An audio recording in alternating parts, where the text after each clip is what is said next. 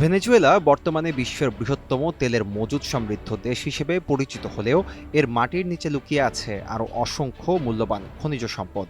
দেশটিতে সোনা ও হীরার বিশাল মজুদ রয়েছে বলেও ধারণা করা হয়। সম্প্রতি নিকোলাস মাদুরোকে আটকের পর মার্কিন প্রেসিডেন্ট ডোনাল্ড ট্রাম্পের প্রশাসন ভেনেজুয়েলার তেল উৎপাদন পুনর্গঠনের পাশাপাশি এর বিশাল খনিজ খাত সম্প্রসারণের পরিকল্পনা ঘোষণা করেছে। মার্কিন বাণিজ্যমন্ত্রী হাওয়ার্ড লুটনিক জানিয়েছেন যে দেশটিতে ইস্পাত ও অন্যান্য গুরুত্বপূর্ণ খনিজ উপাদানের যে বিশাল ভাণ্ডার মরিচা ধরে নষ্ট হচ্ছে, ট্রাম্প প্রশাসন তা পুনরুদ্ধারে কাজ করবে। ল্যাটিন আমেরিকার দেশগুলোর মধ্যে সবচেয়ে বড় সরকারি স্বর্ণের মজুদ রয়েছে ভেনেজুয়েলায়। দেশটির কেন্দ্রীয় ব্যাংকের রিজার্ভে প্রায় 161 মেট্রিক টন স্বর্ণ ছাড়াও ওরিনোকো মাইনিং আর্ক অঞ্চলে আরও বিপুল পরিমাণ অব্যবহৃত স্বর্ণের ভাণ্ডার রয়েছে বলে ধারণা করা হয়।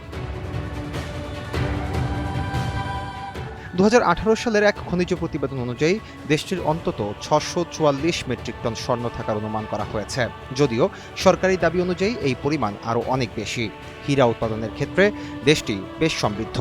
দেশটির বিভিন্ন খনিতে প্রায় 1295 মিলিয়ন ক্যারেট হীরার মজুদ থাকার সম্ভাবনা রয়েছে।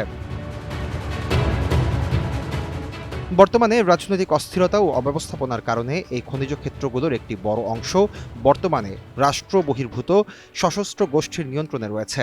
ট্রাম্প প্রশাসনের লক্ষ্য হল এই সম্পদগুলোকে পুনরায় আন্তর্জাতিক বাজারের মূলধারায় ফিরিয়ে আনা।